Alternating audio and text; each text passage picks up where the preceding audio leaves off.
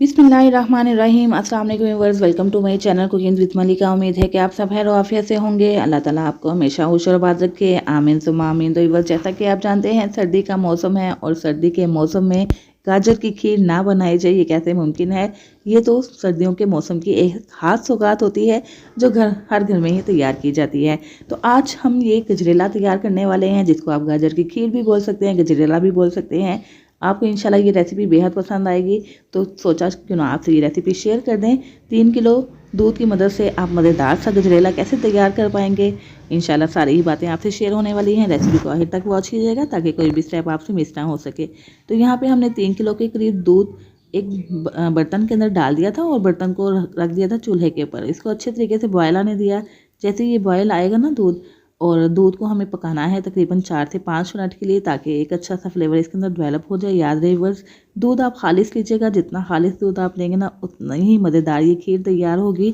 तो आपने इस बात का खास ख्याल रखना है कि दूध आपको बिल्कुल खालिश लेना होगा। गाय का ले लें या भैंस का ले लें, लेकिन दूध आपने डब्बे का यूज़ नहीं करना है, बिल्कुल खालिश दूध यूज़ करेंगे तो खीर का लुत्फ़ दुबाला हो जाएगा। दूध को हमने बॉयल आने के बाद 3 से 4 मिनट तक पकाना है। उसके बाद यहाँ पे मैंने हाफ़ टी स्पून के करीब इलायची पाउडर शामिल कर दिया है। अगर आपके पास इलायची पाउडर नहीं है तो 4 से 5 दाने इलायची के भी खोलकर उसको इस दूध के अंदर शामिल कर दीजिएगा इसके फ्लेवर के लिए। तो उसके बाद हमने जो चीज़ें इसके अंदर शामिल करनी है वो आप देख लें। 1 कप हमने चावलों का ले लिया है, उसको अच्छे तरीके से धोकर आधा घंटे के लिए आपने भिगो के रख देना है। और इस तरह आप मैश करेंगे ना, ये चावल अच्छे से मैश हो जाएंगे। इस तरह फिर आपको चावलों को ग्राइंड करना नहीं पड़ेगा। तो चावलों को हाथों की मदद से हम मैश करके रख लेंगे एक साइड पे। और उसके बाद हमने ले लिए हैं गाजरें। तो 3 किलो दूध के लिए 1 किलो गाजरें काफ़ी रहेंगी इसकी खीर बनाने के लिए। तो इन गाजरों को पहले आपने छील लेना है और अच्छे तरीके से धो लेना है। उसके बाद इसको कद्दूकश कर लेना है। ये देखिए यहाँ पे मैंने ग्रेट करके इसको रख लिया है।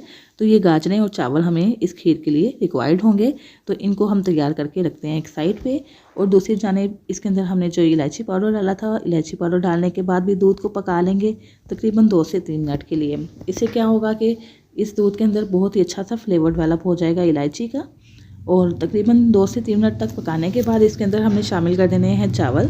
चावलों का पानी निकाल कर हमने इसके अंदर ऐड कर देना है और इसको थोड़ा सा मैश भी कर लेना है हाथों की मदद से।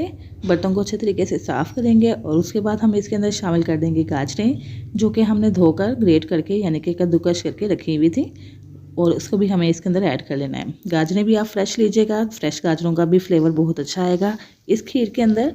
और इन सारी गाजरों को हमें इसके अंदर शामिल करके अच्छे तरीके से पकाना है।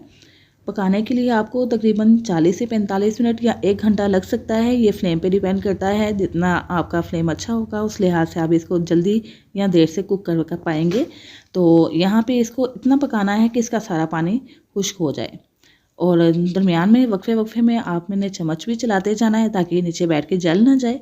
और साथ साथ इसके पानी को भी खुश्क करते जाएंगे, दूध को भी अच्छे तरीके से रिड्यूस कर लेंगे। तो ये देखें कितने अच्छे से दूध रिड्यूस हो चुका है।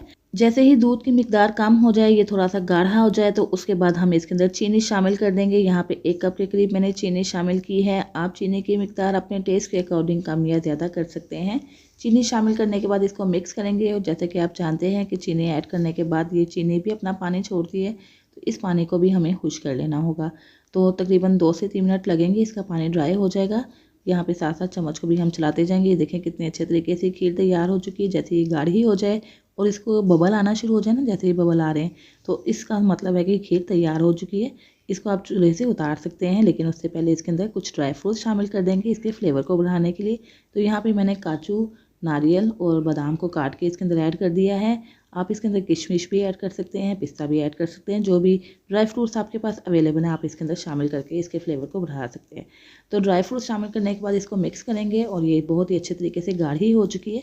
तो ये खीर तैयार हो चुकी है। जैसे जैसे ये ठंडी होगी ना और भी गाढ़ी हो जाएगी। तो बस इसको उतार लेंगे, इसको डिश आउट करते हैं। इसको आप गर्मा गर्म खाइए या ठंडा करके खाइए, जैसे भी खाएंगे इंशाल्लाह आपको बेहद मज़ा आएगा। आपको मेरी ये रेसिपी कैसी लगी ज़रूर बताइएगा। अगर आपको मेरी ये रेसिपी अच्छी लगी तो प्लीज़ वीडियो को लाइक और शेयर करना मत भूलिएगा।